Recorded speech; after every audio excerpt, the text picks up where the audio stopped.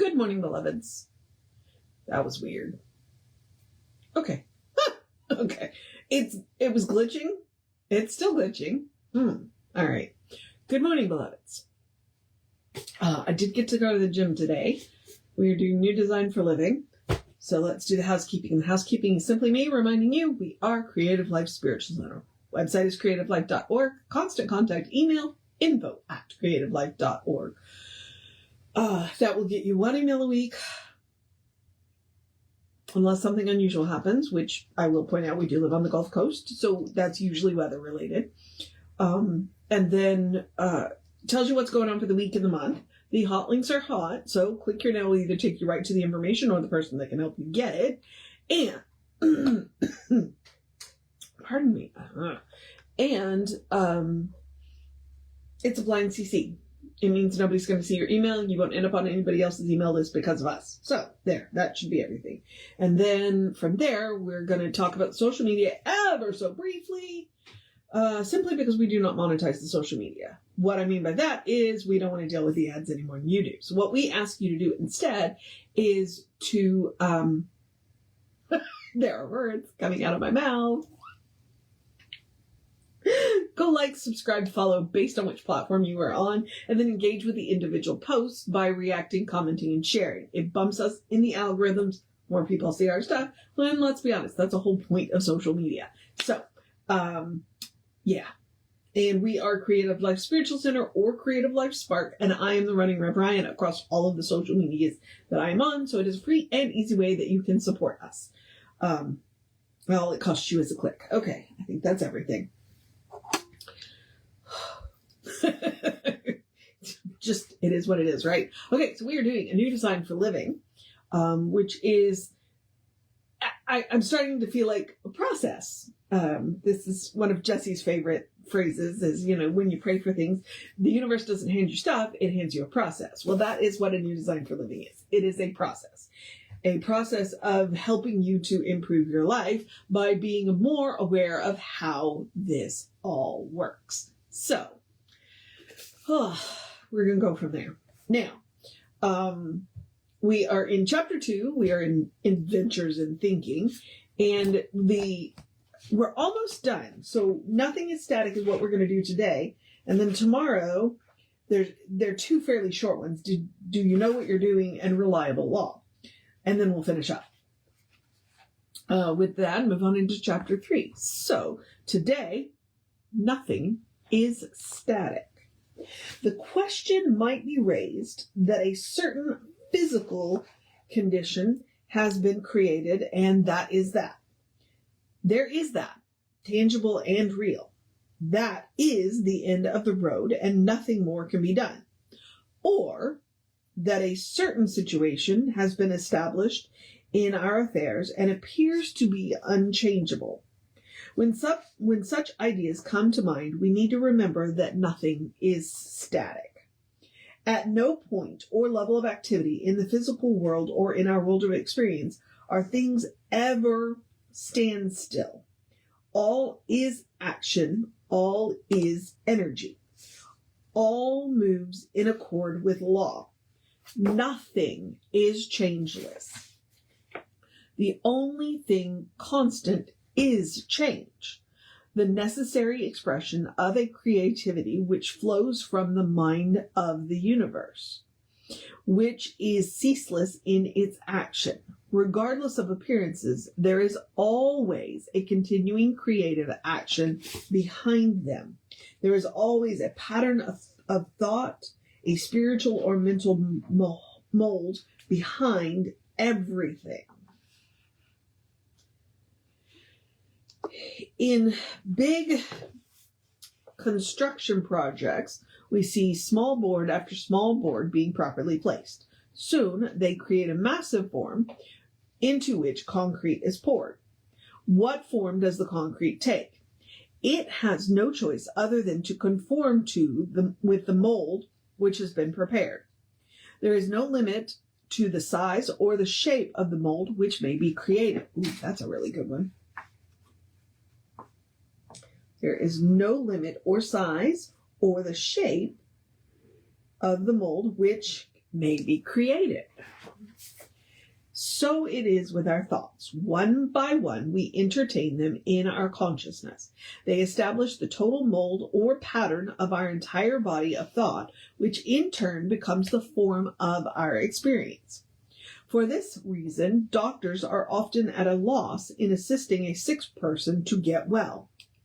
They may be able to correct one specific condition, only to discover that within a very short time, the patient is back again with another serious ailment. It would appear that the patient has a pattern of thought which spells sickness. If the doctor removes a possibility of sickness in one direction, then the tendency to be sick will appear in another and entirely unrelated place.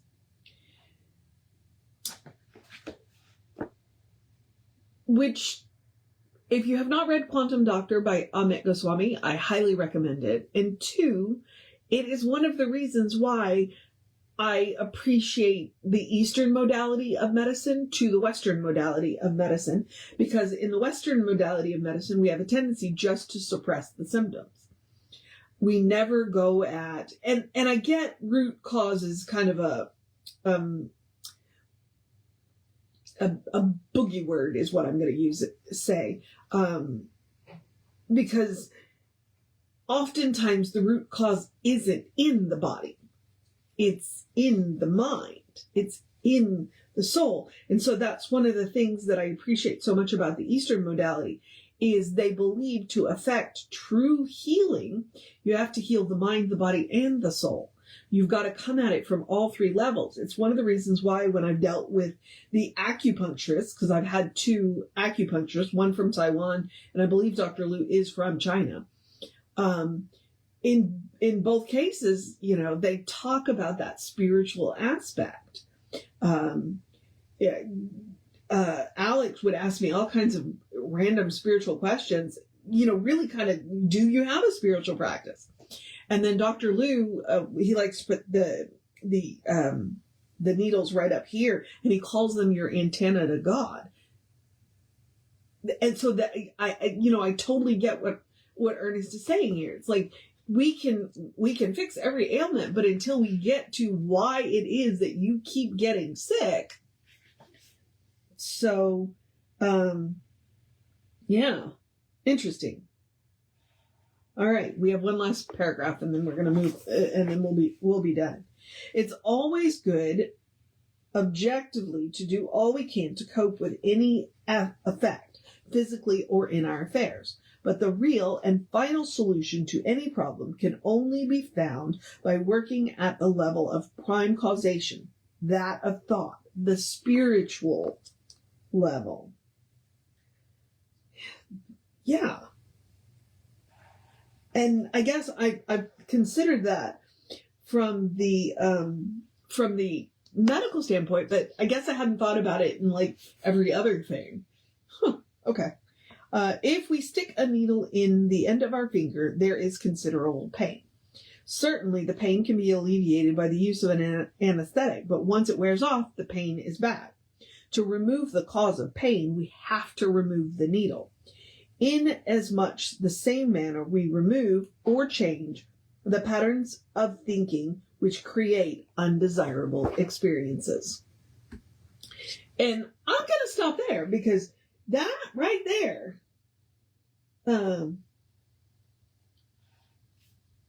is kind of earth-shattering. Like, you got to remove the patterns of thinking that got you into the situation that you don't want to be in. You know, what is it that, and I get it, it's not always just you. You know, you could be in relationship, and God bless, I know that there are plenty of systemic problems out there. So, you know, but the first step to any change is making up your mind that you want to change. That you, I think I've heard it said that when the pain of remaining where you are becomes too great, then you'll face the pain of change. You know, it's like, yes, change can be painful, but when the pain of when the pain of remaining where you are outweighs the pain of changing, you will change. You will make that decision. So, okay. I get that.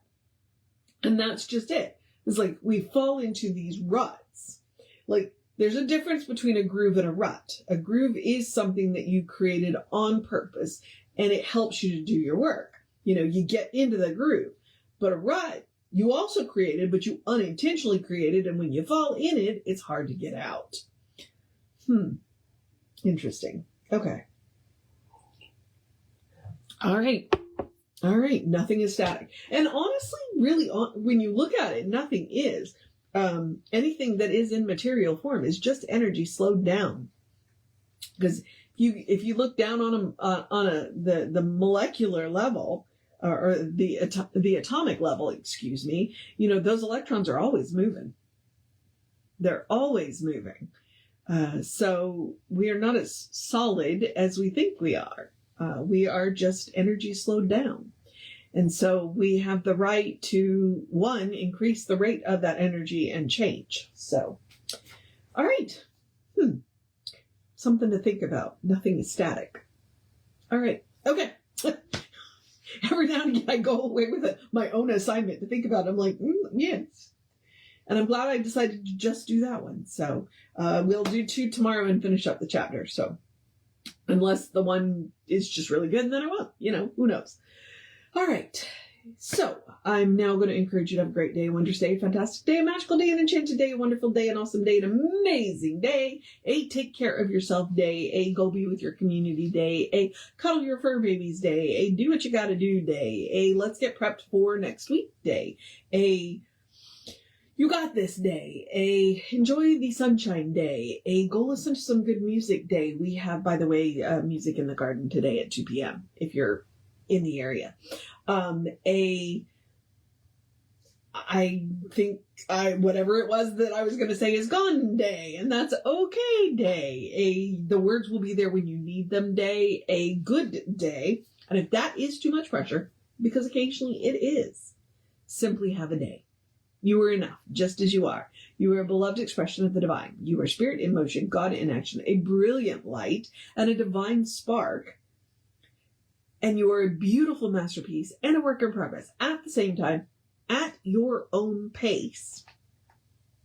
As Reverend Jesse likes to call us, you are a godling.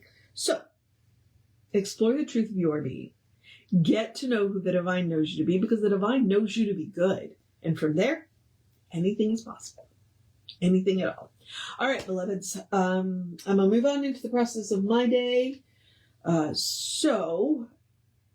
am going to remind you that Reverend David will be on around 5 p.m. with you. I'll be back with you around 9-ish tomorrow.